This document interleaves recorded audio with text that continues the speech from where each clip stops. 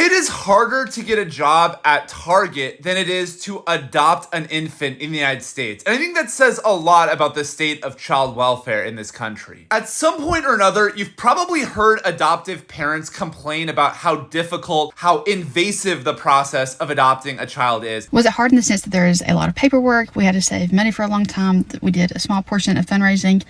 Yes. And because of these complaints, we tend to assume that adoptive families are better or safer people than children's biological parents. Because at the end of the day, an adoptive family has passed a home study, which we tend to assume means that they're good or safe people. But home studies in the United States, as you will come to understand, are a complete joke. They are easier to pass than an employment screening at an employer like Target or Walmart. I'm not kidding. Let's talk about drug testing for a minute. Now, who do we think it would be more important to drug test? Someone applying to work as a cashier or someone that is hoping to care for a vulnerable infant for the rest of that child's life? In America, for whatever reason, we think it's more important to drug test the cashier. Now, I don't think there's a consensus on the percentage of American employers drug testing their employees, but it is significantly higher than the percentage of people who are hoping to adopt a child having to submit drug tests. I went through the Adoption Network's home study requirements by US state, and it's actually insane to think that there are US states where marijuana is fully illegal, yet hopeful adopters in that state don't even have to submit a drug test to apply to adopt a child. The general rule of thumb in this country seems to be that as long as you haven't had a felony drug offense in the past 5 years,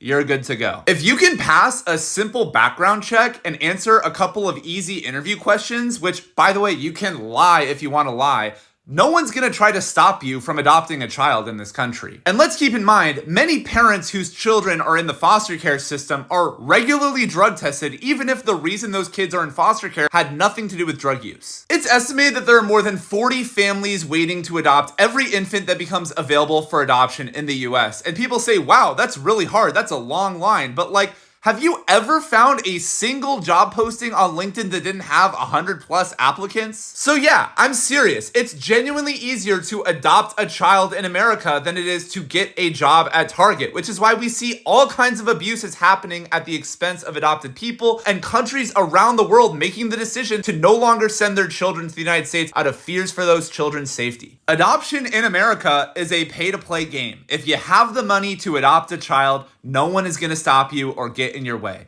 And that is a little bit terrifying.